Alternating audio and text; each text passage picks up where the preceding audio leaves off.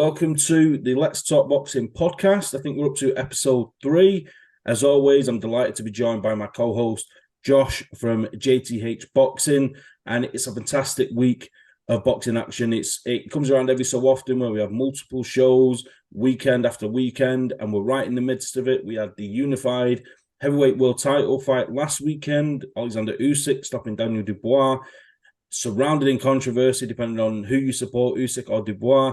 We'll get into that later in the podcast. We'll look forward to an excellent rematch. It's coming in for its criticism. Is it a necessary rematch? But we're in the era of the rematch clause. Wasserman Boxing, Sauerland, they backed their man to get a rematch if the first fight didn't go their way. Of course, I'm alluding to Liam Beefy Smith against Chris Eubank Jr. 2. Goes down in the AO Arena in Manchester. Myself and Josh, we're here to talk all about it. Who will win? Who won't win? The difference in camp for Chris Eubank. Can Liam Smith repeat, or will Chris Eubank get revenge? Josh, it's an enticing week of boxing. We've got the Friday show as well. Let's not forget that. The Wasserman show with Lyndon going for the IBO light heavyweight world title against the dangerous Brian Suarez. It's plenty to get into, mate. There's a lot to get into. Very action-packed week. Actually, I'm enjoying this little period that we've had over the summer. Normally, when you look at boxing over the summer, it dies down a little bit. But I think this year we've been treated right well with boxing. I think we've had Spence Crawford, AJ. In my opinion, the biggest fight of the summer so far, Liam Davies versus Jason Cunningham. We have been treated this summer, and it's constantly going, isn't it? We just had Usyk Dubois. We'll get into that later. Obviously now we've got Lyndon on Friday night. Although didn't Brian Suarez miss weight today? That's what I saw. Apparently he missed weight, so only the title online for him. And then we've got Chris Eubank versus Liam Smith for rematch. A lot of people have been slandering, saying it didn't need to happen, but you can see why it's happened. Liam Smith was the underdog, and he pulled off the upset. Anytime you see a fight where an underdog pulls off an upset, you tend to see a rematch. So I think it's not necessary, but it's understandable. It's understandable no matter what side you're on. If you don't understand it, God help you. That's all I can say. But yeah, it's a good week of boxing. We like it. It's what we're here for. So yeah, I'm very happy. Well, so the main event, there's no better place to start. It's a pay-per-view. And I think what we'll do is we'll give credit to Boxer for putting together this card that they've amassed for Saturday night. And I think the main event, with the emphatic fashion in which Liam Smith won back in January when he stopped Chris Eubank amazingly in 4 rounds, that you could have 100 different predictions. I don't think anyone quite had that prediction of a Liam Smith win, maybe a points win for Liam after a back and forth war, or a late stoppage maybe, but no one had it been in that emphatic fashion. I'm quite confident in saying that.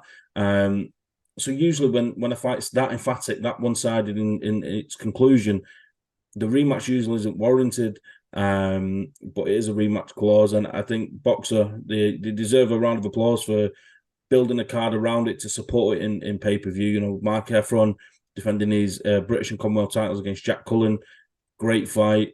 Adam Azim, Fraser Clark, Dave Allen, Michaela Mayer, adding a bit of international spice to the card. Lauren Price, Dylan Moran against Florian Marku. It's a stacked card, and that's an overused term in boxing, saying it's a stacked card, but it truly is. There's something for everyone on that card. I might even miss the fight out. I'm not too sure, but we'll start with the main event. It's what's got everyone talking. I've got to say, it's not got the hype of the first time around. It's not really caught fire just yet, but as we sit here on Thursday of fight, we've had the final press conference. We've got the weigh-in tomorrow. That's when things, the butterflies start going. Certainly for me as a boxing fan, where you start thinking, the big fight's coming up. Did you watch the final press conference today? Have you took any notes from that? Anything to sway your opinion on the fight? I know that Bo Mack come in for his part to play in Chris Eubank. We know he's very outspoken, that American brash, cocky attitude. It was a bit tentative. It wasn't as explosive as the first time around. I know there was a lot of things said by Liam Smith at that final press conference last time that kind of drew a lot of bad attention to the fight, with some LBGQT comments that he later apologized for, and rightly so. But are you sitting on the fence with this? Do you take anything from the press conference today, Josh? I'm going to be honest. I actually didn't catch it straight away. I was actually at college getting myself all set up for next year. So I did miss it. From the little bits I've seen, I can understand why he said it was because last time you got to think when stuff was getting said, it was straight on social media. Whereas I sat there on Twitter, just keep trying to keep updated with all of it while listening to someone tell me about this, that, the other about a course that I haven't really done for a year. So I was sat there trying to keep up to date with all of it. And nothing was really kicking off about it. So I was like, okay, it seems to be a little bit too tentative. I think if you look at the first one, obviously you got to think there's no fight taking place yet. Two men, very, very full of themselves, as they should be as boxers. You can only be full of yourself as a boxer. You got to be confident. Um, Whereas this time it's different circumstances. Chris Eubank Jr. is obviously coming in off defeat. Liam Smith can, he don't need to say anything really, does he? Everything that Chris Eubank Jr. can come in with, Liam Smith's front simple. What happened in January then? Simple. Um, so I think you can kind of understand why there wasn't as much said at the press conference. I want to point out one thing on the undercard though, and something that I think a lot of boxing fans are getting used to now. Florian Marku in yet another physical altercation. I'm starting to think it is genuinely happening in every single one of his fights, or just every time he sees someone near his weight, something kicks off with him. I don't know what's up with him. I'm not against it, but I'm not going to sit here and support it every time. I do think there's got to be a point where you got to say, Florian, listen, just save your hands until fight night. But game's the game. I think it is a very good card. At the beginning, when they first announced it, I compared it to the first card that they announced when there was the first fight, and I was like, this isn't as good a card. But as you actually sit there and really look into it and look into each fight, I think it's a much better card than the first one. And the first card was very good as well. I think you had Echo Wasserman on there, who's just been ordered an eliminator, by the way, repping the Nottingham boys very, very well.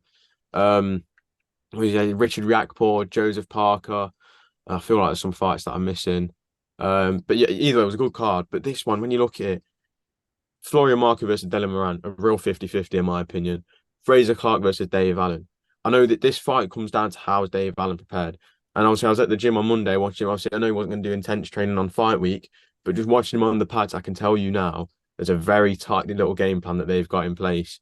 And if they can pull this off, which I think they can, by the way, because everyone's saying, oh, Dave Allen's probably not taking it seriously. When you see who he's teamed up with Jamie Moore and Nigel Travis for a reason, because those two men will not let him cut corners. Those two, I think, are one of the best coaches in the UK, especially together. They're unreal. You really know Dave Allen's going to put in a proper graft this camp. Who else we got? Adam Azim. I know, obviously, he went into a sort of period of headlining his own shows, but I think this is bigger than any show he will headline for a while. Co-main event on a pay-per-view. Mark Heffron versus Jack Cullen, a fight that could really steal the show. It is a really good fight. It's two lads who know each other perfectly. They've done lots of rounds together. They used to train with each other. They know each other very well. And when you get fights like that, it'll go one or two ways. They'll know each other too well and nothing happens, or it'll catch a light and you'll see something fantastic. And I think we'll see something catch a light very quickly and see something amazing. I think you got Lauren Price on the undercard, Michaela Mayer, trying to think of someone else, Frankie Stringer. Who else is there? Is there one more, or is that about it? Yeah, that's everybody covered there. Oh, just give me the boxer promoter job at this point, then. Just bench Schlum, sit down, give me the job. But no, it is a very good card, and I know boxer get a lot of stick. But you've got to give credit where credit's due, and in this one, you can only just take your hat off the boxer and say, fair play, this is a great card. Absolutely, and one of the things that's always fascinating with Chris Eubank, and one thing that will always draw opinions, whether you agree with him or disagree with him, he loves to play the villain. But his mindset heading into this rematch, it's either complete delusion or complete genius, depending on which way you want to look at it. He says that Liam Smith, his victory the first time around was somewhat of a miracle. Liam responded with, what part was the miracle, Chris? Was it the left uppercut, the straight right? Chris Eubank said that the entire way you won, the fact that you walked out with a W is a miracle.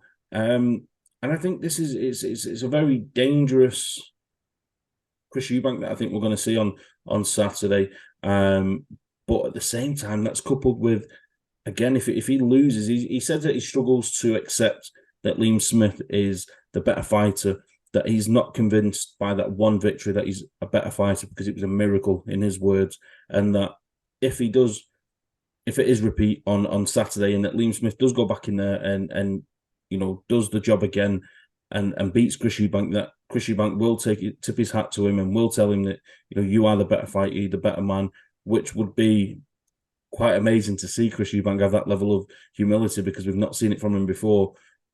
But Josh, my question to you is it delusion from Chris Eubank? Does he need to accept the fact that he took defeat? He's the elbow, of course, that whole argument that we of course seen the welt that came up on Chris Eubank's eye that was caused by an elbow, but this is the fight game, and these guys are in there trying to take each other's heads off. We've seen Badu Jack with a terrible cut. We've seen numerous fighters with swellings from clashes of heads, and we don't have accusations of headbutts. Of course, there's fighters out there that illegally look for advantages and look to bend the rules. For me, Liam Smith wasn't trying to do that. It was just in a flurry of a combination that maybe there was contact with the forearm or the elbow or whatnot. But Chris Eubank does need to accept that he was beaten last time, that it is his fault, that the buck stops with him as the fighter in the ring. Is there a level of delusion there for you, Josh, with the way Chris Eubank's reacted to the first fight? Joe, that's a very tough question. First of all, I fully agree with you in the fact that the elbow, there's no way that was intentional. There's no way he's going to have sat there in camp and gone, right, I'm going to get him in the corner, flurry, and in the middle of it, I'm just going to whack my elbow on him. He's not going to do that. Not one person in boxing is going to sit there and think, I'm going to throw an elbow. In terms of delusion, for me, it depends on the mindset. You've got to look at, obviously, Chris Eubank Jr. carries himself very, very, very highly. Obviously, a boxer always going to carry themselves high and they're going to talk to themselves like the best in the world. But you've got that, and then you've got Chris Eubank Jr. He's just above that. He sees himself as this type of savior for British boxing almost. I think he kind of has to tell himself that it was a miracle to fire him, because I feel like if he accepts defeat, you lose a bit of fire. And I feel like he's telling himself that it was a miracle. He's telling everyone that it was a miracle because it will keep that fire in him, and it will give the public hopefully the same view as me, that he's telling himself this and telling everyone this to fire himself up. And I hope it is fire. I hope he is saying it more for his own sake rather than anyone else's sake. He does need to be fired up for this one. He needs to really. I know he's going to be fired up regardless of what he says. He's a man filled with pride. He's not going to want to lose. No boxer is going to go in the ring and want to lose unless you're a journeyman. That's what they get paid to do. But that's a whole different story. I'm not going to get into journeyman. As for Chris Eubank Jr., I do think he really needs to have his head screwed on though, and I feel like if he loses this one, I feel like there's a lot more on the line than just this fight. I think he loses every big opportunity that is in store for him. It depends how Eddie Hearn said it best. If you've seen any of the Eddie Hearn interviews that he's done in the last few days, either with IFL Boxing Social or Matchroom, one thing that he keeps getting asked is, depending on how this weekend goes, do they look at giving Conor Benn Chris Eubank Jr. still? And Eddie Hearn said it depends on how he loses. If he loses a competitive fight on points, the fight's still there. But if he gets blitzed out again in 4 rounds, 5 rounds, 6 rounds, if he gets blitzed out the way he did last time, I think he'll lose a lot of big opportunities. I think he's at that stage of his career as well where he can't go just rebuild. I think if he loses on Saturday, I think it very well could be closing the door on Chris Eubank Jr. And I don't want to say that. I never like saying that about a fighter. At the end of the day, these fighters are, at the end of the day, giving us, our hobbies of sitting here and talking about boxing, but not as well gives us that sense of enjoyment. It's kind of not what we live for, but it gives us that enjoyment. It gives us something to look forward to. Obviously you sit there at work in the week, and you'd be lying if this fight's not on your mind at some point across the day. I'll be sat there at college or at home just waiting for something to happen. It's on my mind. So I don't want to sit here and just say this could be it for him. I don't like using that, but I really do feel like, Chris Eubank Jr. is a prize fighter. He's a fighter that wants to go in there and he'll bring eyes to every fight.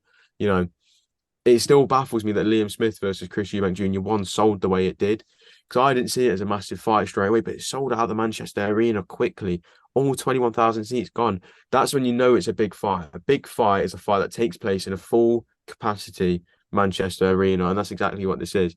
And I just don't see Chris Eubank Jr. taking part in any fights that are on an undercard or in a half-empty arena. He only wants to be in the best of the best fights where he's fighting a Liam Smith, a Conor Benn, anyone. And you never know, Billy Joe Saunders is talking of a comeback. That could be a fight to make. Um, I really do think he's got to win this fight on Saturday. And you could say the same about Liam Smith, realistically. You could say the same about him, but for Chris Eubank Jr., it has to be victory or make this fight competitive. He cannot get caught and talk out the way he did in the first one. And that's why I hope that he's saying that it's a miracle to fire himself up, because nothing's a miracle in boxing. No, that's a lie. Miracles do happen in boxing, but Liam Smith was not a miracle. It was calculated. Um, Liam Smith likes to give away the first few rounds. He likes to sit there and figure out his opponent, and he'll pounce on you. As in, when people say this time round it could go to points, it just doesn't make. I don't see Liam Smith winning a points decision, to be honest. I don't know why. I just can't see it. After the way the first fight went, I can't see a point. I can't see this fight going to points. The only way it'll go to points is if Liam Smith doesn't put the pressure on. But if Liam Smith puts the pressure on and Chris Eubank Jr. is caught off guard again, I think it'll be lights out. And I think you can say the same either way. If one of them switches off when the other one's alert, this fight could be done quick. And that's why I love this fight. I love the rematch. So much on the line on both sides. It's not like these are two up and coming prospects. It's two men who have been at the top, and effectively both careers are on the line. So, Josh, let's rewind 7 months, 8 months to the first fight, and I just want to pick up on something you said there. Something that's been brought up plenty of times in the build up. Some excellent shoulder content from Boxer and Sky Sports, and in the lead up to this fight. And one thing and even in the final press conference today, one thing that's crept up is Chris Eubank and his side of things. They say they dominated the first 3 rounds, that they took all 3 rounds, and the fourth was a blip. That's where the miracle occurred, in his words, paraphrasing, of course. Whereas Liam Smith, they kind of say that the Mayweather effect of downloading data, Lomachenko effect of downloading data, that he took those first couple of rounds off and then formulated a game plan of how he was going to move and react to what Chris Eubank had done, and that's how he led himself into that opportunity in round 4 to get the stoppage victory. But then in today's final press conference, Joe McNally, the trainer of Liam Smith, he said something to the effect of, or he questioned Chris Eubank on his insistence that he was winning the fight, that Joe McNally didn't believe that he was winning the fight. Do you think that Liam Smith gave those rounds away, that he was downloading data to then formulate a game plan to move forward? Or was Chris Eubank winning the fight? For me, the first round was nip and tuck. The second round, Chris Eubank won. The third round, Chris Eubank really did put his foot down, and I think he landed 6 or 7 uppercuts in a row at one point that were quite eye-catching. And Liam Smith was never buzzed, he was never hurt, but he was certainly telling shots. And when he went back and he sat down with Joe McNally in the corner that night, that he didn't, of course, read him the right out, but he let him know, what's going on here. So I think it's quite compelling to see that both sides of the argument here are adamant that they're right in what they're saying, that Chris Eubank thought he was winning the fight up until the stoppage, and Liam Smith and Joe McNally thought everything was going to plan. So where do you sit with that one? I think they're both right in the same. Like, I know it's weird to say, but I think they're both right. Liam Smith, he does like to give away those early rounds, but then again, the first few rounds of every fight, you'd be lying if you said that a fight catches fire straight away. The first couple rounds always a little bit tense. It's very rare we get a fight where from the first bell it's 2 fighters going at it straight away. And Liam Smith likes to give away these early rounds. So Chris Eubank Jr. is right in the fact of saying, yes, I was winning the fight. He was up in the fight. You could say 2-1 to him. You could say 3-0. But that's part of Liam Smith's game plan. He effectively, he's the Scouse Canelo. He downloads that data and he comes at you and he figures it out on the job. Obviously, I know they're preparing camp. On that there, Josh, because I find it interesting what you're saying. But if he was giving away those rounds in the first 2, I can see that. I can agree that it was quite tentative and it wasn't dominating from Eubank. But that third round, if we're saying here that Liam Smith was giving those rounds away to figure out Chris Eubank, in hindsight's a wonderful thing because he went on to stop Eubank in the very next round. But it was a bit more than giving a round away in that third. You know, Eubank was pretty much dominating that entire round, and especially those last 30 or 60 seconds towards the end of the round with those uppercuts. He was really piecing up Liam Smith to an extent. So in hindsight, it was saying that, yeah, give those rounds away, but in the moment, certainly that third round didn't feel like it to me. I think you're right with that. So I'm trying to remember how the first fight went. And yeah, the third round you can say, yeah, okay. Um, it was that wasn't a round you give away, because while there's giving away a round, you don't give away a round by taking 6, 7 uppercuts on the chin and just getting absolutely battered. So that round you could easily say, yeah, okay, fair play, Chris Eubank Jr. won that round. Um, I don't know. It's a tough one. While it seems like such a easy fight to talk about, that first one, it's really not when you look at it, especially when you look at what the fighters have come out and said since the fight, especially when it's two such contradicting yet similar things. They're both like, it seems they're both in agreement that Chris Eubank Jr. was winning the fight, but it's very different stories. That one side saying we gave them away, the other side saying we were dominant. First 2 rounds, first round, yeah, close. Second round, Eubank. Third round, definitely Eubank. So you're spot on with all of that. I just think it's interesting to see them say that, because it just makes you wonder: is it going to go the same way this time? Is Liam Smith going to spring a surprise though and come out quick, or is he going to give those rounds away again? Because if he does the exact same thing again, if I'm in Chris Eubank Jr.'s corner, I'm saying, right, pounce on him from the off, because he's going to come out and start slow. So why start slow if he's starting slow? You know what he's going to do. So why don't you capitalize on that error? But I'm not in his corner. We'll see how the fight goes, and if I'm right in saying he should have went out quick, I'm glad to announce that I'll be in Chris Eubank Jr. I'll be in his corner next fight. Yeah, so in terms of Chris Eubank, the biggest change in the entirety of this fight, of course, is there's no more Roy Jones Jr. in the corner of Chris Eubank, the all-time great Roy Jones, although he's not really pulled up many trees as a trainer. He's, of course, a fantastic fighter, for me, the greatest of all time. He's been replaced at fairly short notice by Bomac, Brian McIntyre, the trainer of Terence Crawford, arguably the pound for pound #1 boxer on the planet.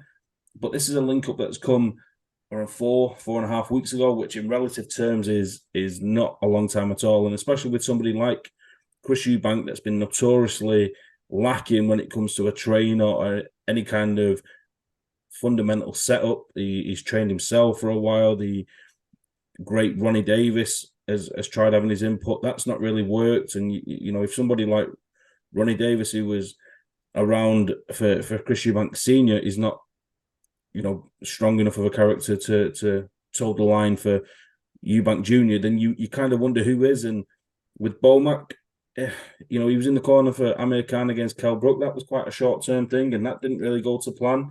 Is Bomac thinking that he's riding the crest of a wave coming off that Crawford victory over Spence, which was a terrific victory for Eubank as well? He's employed a nutritionist for the first time, which at 33 and 20 odd fights into a professional career, he's only just now brought in a nutritionist, and he's training in the morning. I found that absolutely baffling that, fighters train when they train. Of course, Mayweather used to train in the middle of the night, but he was the best boxer of his generation. Chris Eubank apparently didn't train until after 3 in the afternoon, and now all of a sudden he's up at the crack of dawn, and Bomac's got him running. But I think, is this too late in the day for Chris Eubank at 33, that he's been so stubborn? That is this really going to have an effect? If the fight goes his way, then we're all going to end up with egg on our face, and we're all going to be championing this as a genius move. But as we sit here before the fight, it's not filling me with confidence for Chris Eubank in that aspect. Whereas with Liam Smith, again, the polar opposites in terms of characters, the polar opposites in terms of setup. Liam Smith, he says himself that Chris can go over there to Vegas and he can have the Shakur Stevenson, he can have the Devin Haney, he can have the Terence Crawford. All Liam needs is his brothers, Callum and Paul and Stephen, and his trainers, Declan and Joe McNally. He knows what he needs to do. So in terms of everything being revolutionised at the last minute for Chris Eubank, it's very much repeat in terms of the setup for Liam Smith. They just need to prepare him to be the very best that he needs. So have you looked too much into that with Bolmac linking up with Chris Eubank, and do you think that it's going to have any kind of input in this fight? I don't think so. I think it's too. It's a good move, yes, but it's too late. You can't be switching trainers 4 or 5 weeks out from a fight. It's very rare you'll see a good move come from 4 or 5 weeks of work. I'd say I just don't see how this is going to work, and especially a man like Chris Eubank Jr. You can see that he's never really had that same trainer, and it's one split from a trainer. Okay, fair enough. They want something new. Two, okay, but when it's happening quite often, it's where you start to look and say it's not on the coaches anymore. It's on the fighter. Is that something about Chris Eubank Jr.'s personality? I don't know. I'm not here to talk about his personal life and what he gets up to away from boxing. But as a boxer, you'd rather stick with a trainer that knows you. 4 weeks with a boxer isn't enough to understand that boxer, because you don't need to understand the way they fight. You need to understand the way they live, the way they operate just in day-to-day life. I think if he made this move straight away after the first fight, I'd say great move. We could really see a different Chris Eubank Jr. this time. But I think 4 or 5 weeks, they're going to try and implement a whole new game plan, aren't they? Because that first game plan with Roy Jones clearly didn't work. And I just don't think it's enough time. It might cause a couple of problems for Liam Smith if he does come out with something new, but I don't think it'll be enough to completely bamboozle him. That I found absolutely fascinating, and it's only really come to light today, maybe 48 hours, 72 hours before fight night, that there seems to be, or there's no confirmed VADA testing for this fight. Such a big fight. There's no world title on the line, but it's a fight of a big magnitude. It's certainly the British boxing rivalry of the year, and it'll be one of the biggest British fights of the year. Joe McNally's come out and said in an interview that Liam's not been tested, and I do believe that Ben Shalom, when pressed for the yes or no in an interview, he said no comment, it's confidential, which take your own opinion from that. But I was quite surprised, certainly, that both camps didn't really push for VADA testing or some kind of testing, given the current climate of things with the amount of fighters, high profile fighters that are being found to have tested positive for banned substances. That a fight of this magnitude has not gone down that route of mandatory VADA testing. Was you surprised by that? I certainly was. I think drug testing's only brought to light in the negative ways. That's how it is. I think I'm surprised that it's not there based on, like you say, the way British boxing's gone recently. Not just British boxing, obviously, as we've seen worldwide boxing, obviously with Alicia Baumgardner. I feel like they should have, and I feel like, again, take your own opinion from it, but I would be very concerned if you look at Ben Shalom's comments of him saying no comment is confidential. If you still believe there's testing involved, then again, I'm sorry, but you need to, give your head a little wobble, because for me, if he's going to sit there when asked, is there VADA testing, and he goes, no comment, it's confidential. Why is Eddie Hearn so public about it if it's confidential? Don't worry, I can understand why it's confidential. This is the opportunity for promoters to come out and give themselves a pat on the back, that almost that they should be championed for providing circumstances that are giving a safe environment to their fighters, that they're ensuring that both guys are clean and they're not trying to find a way to enhance themselves before the fight. It's almost like that boxers want, promoters want additional applause for doing that, which should be standard procedure. So yeah, again, sorry to cut you off, but I just thought that needed added in there. Well, no, it's a good point. Like, Eddie Hearn, he's so vocal about drug testing, and I was watching, I think it was his interview that he did with Matchroom. He wants to make his own testing pool. So if you're signed to Matchroom, you're enrolled on a drug testing, but I don't know fully how it works. And I'm not going to try and sit here and explain how it works, because all I remember is I think he wants it so it's like all year drug testing, which I think is a good thing, especially if you want to make the sport a cleaner place. I feel like I feel like Ben Shalom's done himself no favors by saying no comment. You you're gonna get sticky either way now because you've given away the answer. Just come out and say, listen, okay, there's no VADA testing. I should have put it in. Okay, he probably won't ever say that. He probably won't admit because again, these promoters they don't like to say when they've made mistakes. Um, but if you think such a big fight like this, they put it in. Um, especially on Chris Eubank Jr.'s side, but what happened with Conor Benn last year. Not even like yeah, about a year ago almost now. Jesus Christ. You'd like to think that they would push for it. Are we thinking? Not- Are we thinking maybe that, and we're playing devil's advocate here, so we're speaking about something that's neither confirmed each way. We're taking our own opinions, and that's simply what we're here to do. So if we get ourselves into trouble for that, so be it. It's an opinion. Everybody's got one. Are we thinking maybe it's a financial cost? If you listen to Eddie Hearn, he says something around £30,000 per fight or per fighter. I'm not quite sure.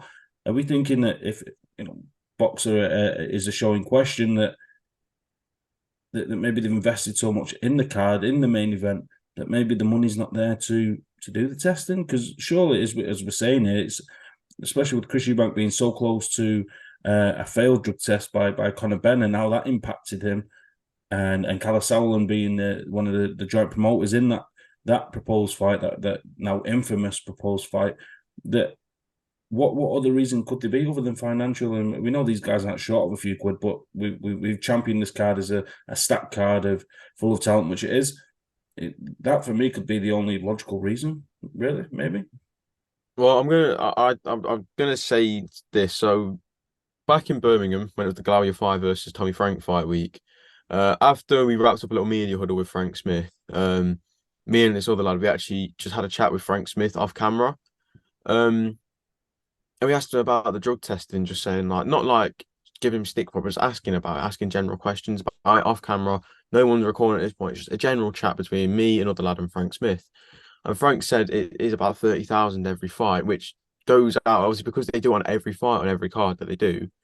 It comes up to about 30 million a year or something like that, just on drug testing alone. First of all, it really does blow your mind. When you actually sit there and think about how much additional costing, like obviously you've got covering the fight purse, venue costs, hotel costs, all these other costs. But when you sit there and think £30 million a year just on drug testing, it does make you actually it blows your mind almost. When you sit there and realize how much that money actually is. Like think about what if me and you would get £30 million right now, quitting our jobs, moving away to a very nice place and we're just going to enjoy life. And if we're sensible, we'll put a little bit of money to the side, maybe 15 million. But like you can understand why maybe like they made Boxer on as well off as Matchroom. Matchroom, well, no, not arguably, they're the biggest promotion in the world. The only promotion that's putting on shows across the entire world. So it's understandable they might not be able to fund not fund it because I think they should be able to fund it. But it's rough. Financial cost could be there. I think that could be a very strong option. Um, or is Ben Shalom just not that? You got to think Ben Shalom's new to this game. He's new to putting on big fights. I feel like he's almost been thrown in the deep end essentially. He's gone from just small hall, then doing his Ultimate Boxer show, and then back all next, all Sky Sports. I'm putting on a different show this day, this then. Box office. I think one thing you got to look at is Amir Khan versus Kell Brook. Why did a positive drug test for Amir Khan pop up so long after the fight? How come it only come out a couple of months ago that Amir Khan failed a test, and that fight was last year. I hadn't even thought about getting into boxing media when Amir Khan versus Kell Brook took place. So that's when you know it's been a very long time, and that's when you got to think, oh, boxer, and it's not just boxer because you don't get Queensbury say anything about these testing. Boxer, nothing really pops up about testing. Cost is a very good thing, but are these promoters just not as on the ball as Matchroom? And I'm not trying to sit here and make myself seem like a Matchroom fanboy, but they just are so much more aware and almost in the game that all these little bits that Matchroom are doing. I think these other promoters just need to at least sit there and at least get this additional drug testing, because otherwise you're going to see Ben Shalom get the same stick that Eddie Hearn gets, and I don't think Ben Shalom will be able to cope with that. I think he'll just stop doing interviews full stop. I think he'll want to just almost not do this again, and that's not the thing. We don't want this to happen, but you've got to take the necessary steps. You've got to put in the drug testing. Obviously, I know the British Boxing Board of Control have done theirs because Chris Eubank Jr. I don't know. I'm guessing you've seen the tweet that he put out earlier today, where he put the drug test and then tagged, what was it? Conor Benn's NFT account, a fake Alicia Baumgardner account. Because I didn't realize it was a fake account, so I followed it, left it for a bit, got a notification. Alicia Baumgardner, she's followed me back, and I'm like, what? Clicked on the account, it's got 12 followers. I'm like, fuck me, I've been made to look a knob here. But yeah, it's like Dillian White and Hellenius as well. So yes, there is some drug testing going on, but all the different drug testing like organizations, they all pick up different bits of like they pick up different findings, don't they? Also, I'm not going to sit and try and make myself sound like I'm some sort of massive scientist to understand. I'm not the brightest spark. Didn't do very well in science at school, so I'm not going to sit and get into all of it. But you know, you'd like to think that they're going to take the steps at least. But I don't know. I'm not a promoter. I'm not a drug tester. I'm just sitting in my room talking about it all. So don't shoot me, anyone, please. Absolutely. So, Josh, we've got plenty more to get through. So, to round off this segment, the preview of Liam Smith versus Chris Eubank 2, we're going to go in with our predictions for the rematch. Will it be repeat? Will it be revenge? We don't sit on the fence here. We don't get splinters one way or another. And seeing as though I got my most recent prediction correct, I'm going to put the ball in your court first. Josh, how does Chris Eubank versus Liam Smith 2 play out? Wait, what was your prediction for Usyk Dubois? Because I know I was already wrong, so I said Dubois. I think I said Dubois inside 5 though, and we're going to save this argument for a minute, but we'll save that. We'll save that. But my prediction was correct. So yeah, give us your Eubank Smith 2 prediction. Right. So I'm going to start off with sitting on the fence. But I am going to have a prediction, but I need to sit and think about this. I know I've had like about 40, maybe even an hour to think about my prediction, but Joe, what? I've got a feeling we might see something very similar to last time. For me, I just don't see how Chris Eubank Jr. can avoid Liam Smith's pressure. I think eventually he's going to get onto it, and if Eubank Jr. comes in, I don't know. I'm going to go Liam Smith stoppage, but I'm going to say it's a little bit later. I'm going to say it's going to come between the 6th and the 9th. Okay, interesting. On the flip side, and this for me is again an enticing fight, an intriguing fight, and it goes against all logic that I have in my head. That you look at the build up to the fight, that Chris Eubanks had the ghost of the Ben situation hanging over him for so long, and there was rumors that fight was on and off, and depending on Conor Benn's situation with the British Boxing Board of Control, that maybe Eubank would have looked at a Ben fight over the Smith rematch. The fact that he's gone and got himself a new setup 4.5 weeks ahead of the fight, that Liam Smith has settled into his setup, that he knows what he's doing with Joe and Declan and the guys there. And against all logic, I see Chris Eubank Jr. winning this fight. I don't know what it is. I don't know whether it's Liam Smith, he's the consummate professional. He went in there and got the job done the first time around. But Eubank is as a wounded animal. He's going into a rematch for the first time in his career. He's going into a fight against a man that's dropped him for the first time in his career.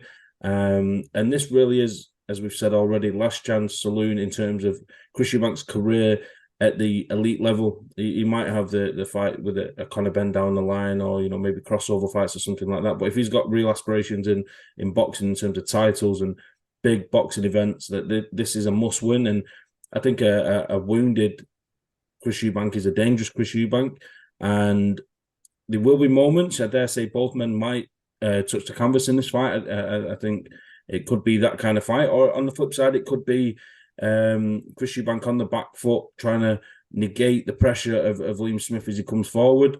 I'd be very surprised if it doesn't ignite at some point. And I'm going to put my neck on the line here, because I've had a little run of form with predictions, but I'm going to put my neck on the line here and say that Chris Eubank outpoints Liam Smith over 12 rounds. That we know he's got the engine, that he's brought in this nutrition now, so he's not going to be as bad at making the weight as he was last time around. So his fitness should be peak, his stamina should be peak, and his natural athleticism could see him outbox Liam Smith in parts.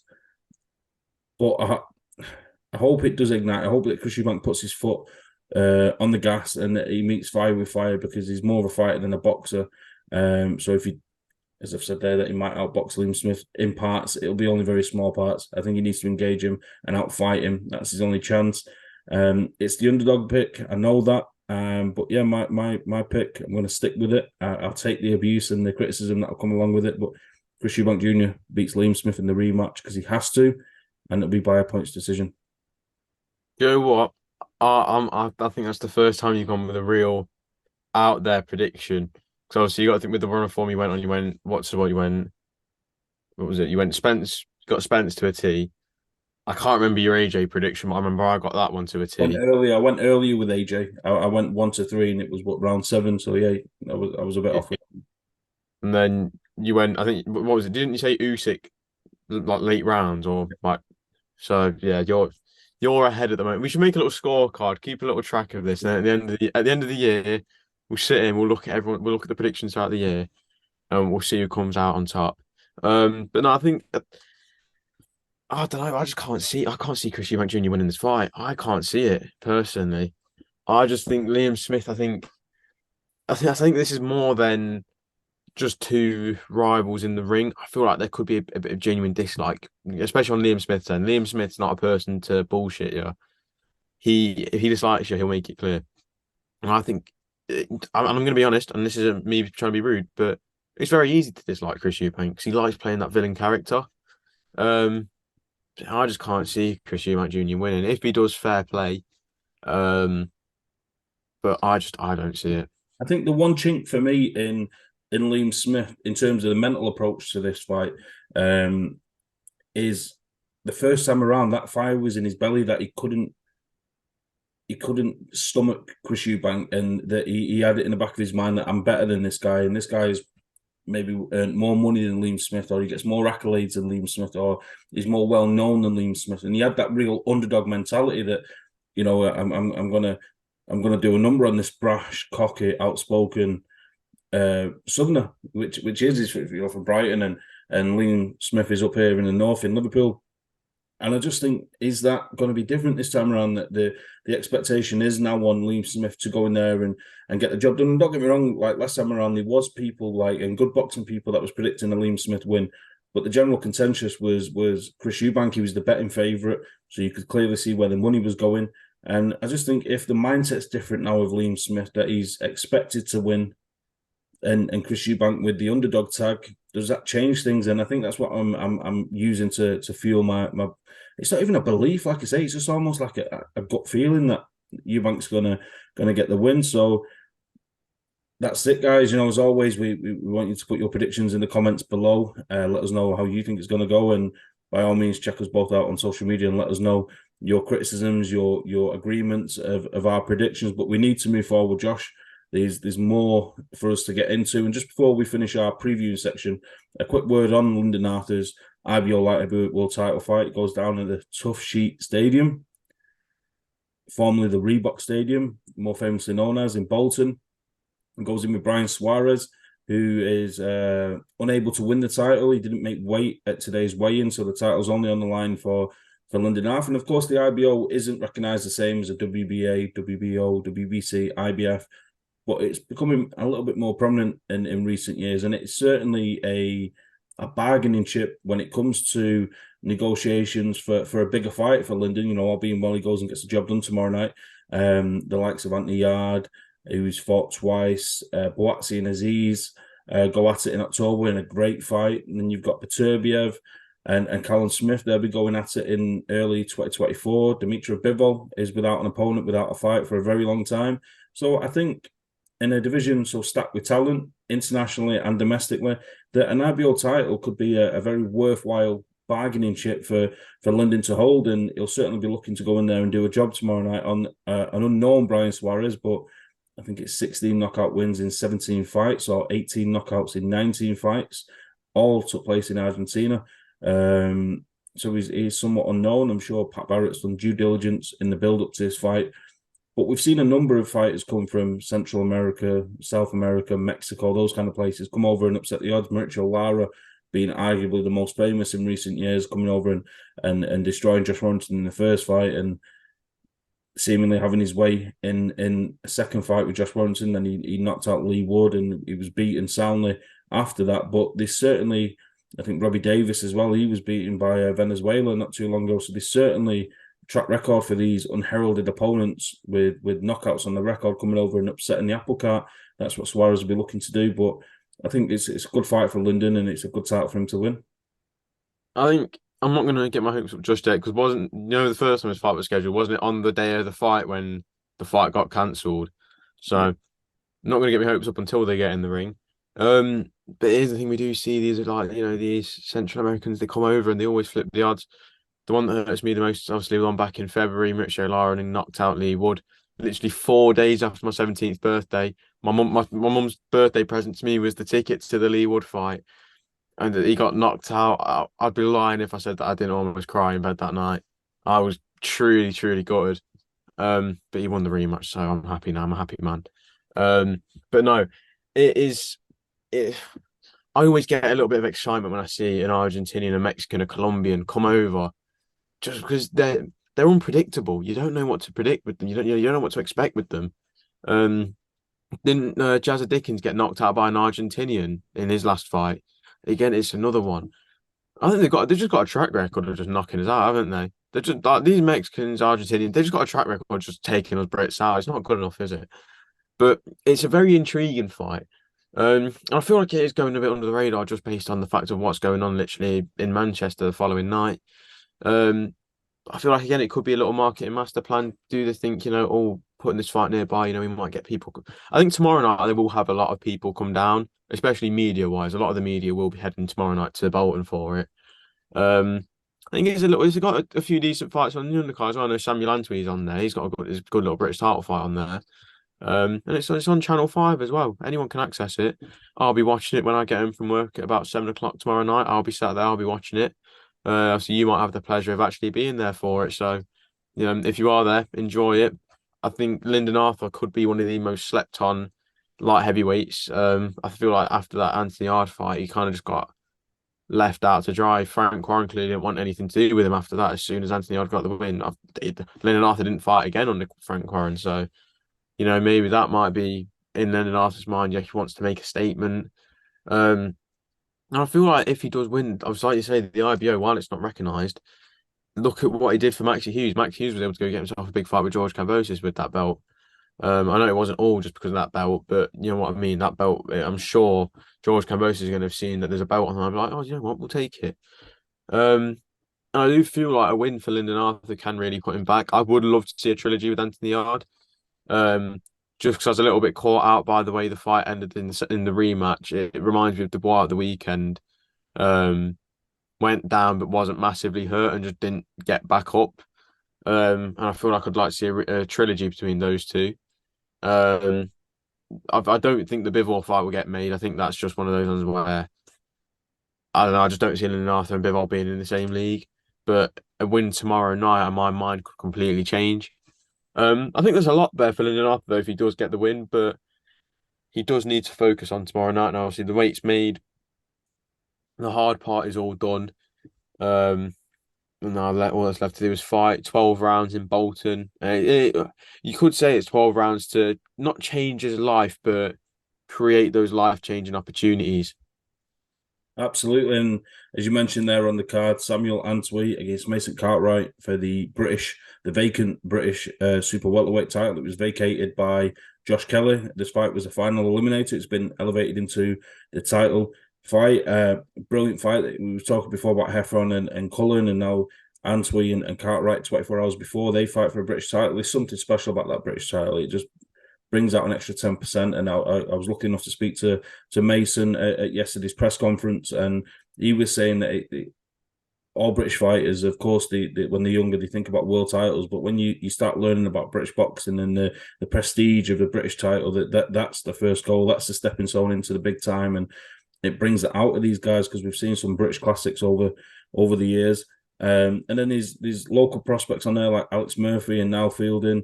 Cody Smith from Yorkshire. He's a very outspoken guy. I spoke to him as well yesterday at the press conference. So, guys, check out all my content ahead of fight night.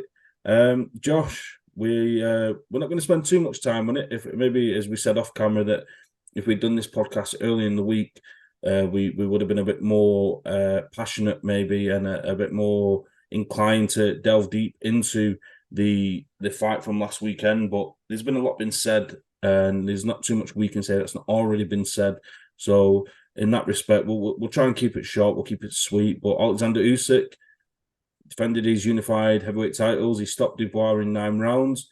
There's only one place to start, and it's that 5th round. The low blow, was it low? Was it not? Depending on which camp you're in, you Usyk or you Dubois. I think that'll kind of taint your answer. But that is the talking point, Josh. And before we get into it, or before I get into it, I'm gonna bat the ball back over to your court. Was it low? Well, I mean, if you saw my Twitter last week when it happened, I think it was quite clear what I thought. But obviously, again, that's coming from me being a massive Dubois fan, so it's not like I'm just saying that for the sake of saying I'm a massive Dubois fan. I've been a massive Dubois fan. I'm going to back Dubois. But as the week's gone on, the more you see it, the more you can sit there and see, it's borderline. You said it perfectly replying to my tweet. You just said it, I put a picture, you replied with a different picture and just put hashtag angles. And it's the perfect way to describe it. Whichever angle you look at it, and that's the thing, and there's so many ways to look at it, Were Usyk's shorts high? Yes. Did the ref say anything about the height of the shorts though? No.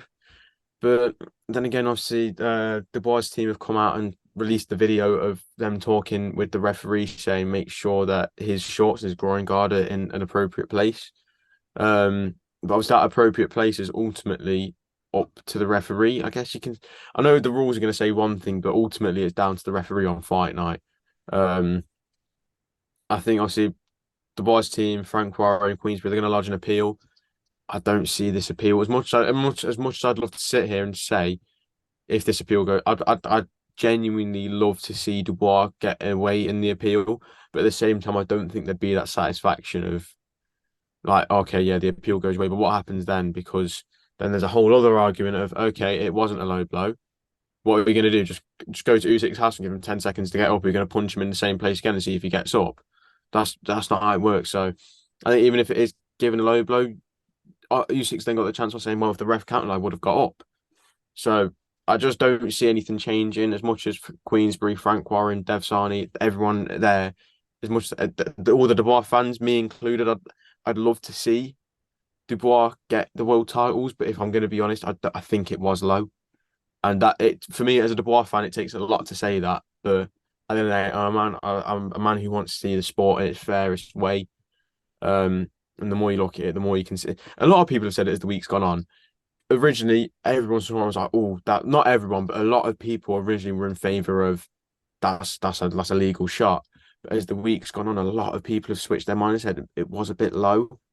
I don't think I've ever seen such a divided opinion on Twitter in one night. I was sat there afterwards. I'd work at 7 o'clock Sunday morning, and I was there for ages, just scrolling, just looking at people. And I was ready to call people out because the one comment I don't like, and I know we're going to get onto this, but is the people saying that he quit. I don't like seeing these people on Twitter, like me and you, sit there saying that he quit because I think I said it perfectly. If you think he quit, you go do 9 rounds of this. You can see how you fare. I might get a bit of shit for saying that. I very well could, but I just don't think it's fair to sit there and someone in Dubois' position who's been fast tracked into this position. Let's be real, Dubois has had no major tests since that Joyce fight. He had no major tests before the Joyce fight. Joyce was his biggest test, and ultimately, while he was up on the cards, he didn't pass it because he lost. So I feel like Dubois wasn't given the best chance going into it. I think he put on a better performance than what we expected, but it was illegal. It was a low blow. I was about to say it was a legal shot. It wasn't a legal shot. I think it was low. And I think Queensbury need to take Dubois back and give him time to properly build himself up because he's only a young man. He's 25. 25 for a heavyweight is young. To get that fight, he's learned so much from that. I know he's going to be frustrated, but I think if he can just keep working with Don Charles, 'cause I think Don Charles is the perfect coach for him. You can see Don Charles genuinely cares about him. It's more than just a fighter and a coach relationship. You can see there's a real sense of almost brotherhood there. You can see there's a real sense of that Don Charles cares for Dubois, like more than as a fighter. You know, you can sit there and say mentally, like physically, he was okay, but mentally, he's distraught. He's not okay mentally after that fight. And the way Don Charles has continued to push for an appeal, which is what they're going to do as a team. They're going to push for it. Um, but yeah, I just think Usyk, he's very skilled. He is as good as he is at boxing as well as at the actual fighting part. He knows these little crafty tricks that someone like Dubois, who's not a seasoned amateur, not the most seasoned of professionals, isn't going to know. So Usyk, he's done the right thing. At the end of the day, people are saying, "Oh yeah, Usyk was given too much time." He was given the time. It's not like he just sat there. He got up, and the ref said, "No, have some more time." He took the time that he needed. So I think it was all fair in the end. I think it was a fair fight. I think the right man won. Simple. Yeah, absolutely. I think I'm fully in agreement. One thing that we'll have to get into, and I think I put the tweet out straight afterwards saying, he quit. And you're limited with characters on Twitter. I think, and with all due respect, the quit thing. I'm not a fighter. I'm not a boxer. I don't claim to be. But as a passing judgment of a sport that I'm observing, I think quit kind of encompasses a few different things, and ultimately against Joe Joyce, we've seen that he had that damage to his eye. That he took a knee there and he didn't want to continue. And of course, who am I to say that a fighter with that kind of injury should carry on? Then against Usyk, he was being outboxed. Whilst being competitive in some rounds, he lost every round for me, including that fifth round, which was his opportunity. That he really, in hindsight, I think he'll kick himself that. He said that it stopped his momentum, but we was only 20 or 30 seconds into that round when the blow that dropped Usyk ultimately illegally, in the opinion of the referee, we was only 20 or 30 seconds into that round, and in the other 2.5 minutes, he didn't really put. He didn't really throw the kitchen sink at Usyk at that point, and by the time the ninth round come around, he'd already been dropped, and he was dropped again, and. He might say that he miscounted the ref's count, that he didn't see where he was up to. I believe that he could have got up, and you don't want to see a fighter hurt. But as much as he was being outboxed and he was being tagged, he wasn't on the end of a shellacking. He wasn't on the end of a real intense beating that we've seen some fighters take. And could he have continued? In my opinion, maybe. Would it have changed the difference to the scorecards? Round 9 is another 3.5 rounds to go. That maybe he could have seen out the fight with somebody that carries the power of Daniel Dubois. Would he have always had a puncher's chance? Who knows? So yeah, it's a very divided opinion. I don't say quit in a disrespectful way, because you've got to have the utmost respect for anybody that gets in the ring. But at the same time, if I was asked, do you think you could continue? Then I'd absolutely say yeah, he could have. But moving on from that, in terms of Oleksandr Usyk, he's coming for some criticism. When you look at it, in black and white, in the cold light of day, he's fought his mandatory challenger, somebody that's 11 years younger than him, someone that carries a lot of power, and he's beat him for every round and ultimately stopped him. There's not too much more he could do. Was it vintage Usyk? Absolutely not. It's not the best performance of his career. It certainly wasn't the worst. And it's job done. When these guys of an Usyk, if you like, that are unified champions, that are looking at undisputed fights, and for one reason or another, the fight with Fury has not happened, and then he's had to step back and take on a mandatory. Maybe he's not as motivated as what he would be for an Anthony Joshua or a Tyson Fury. Maybe that contributed to it. Maybe, at 36, almost 37, he's slowing down 10%. Still a great fighter.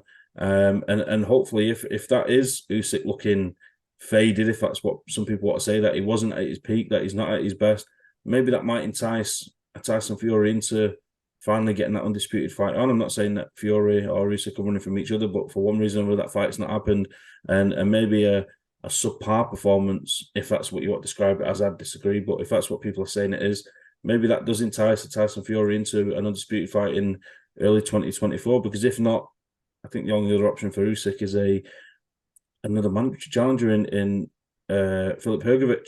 And given Hrgovic's recent performances, I don't really see that as a fascinating fight that it might have been 18 months ago. Hrgovic didn't look great against Zhang. He didn't look great against McKean.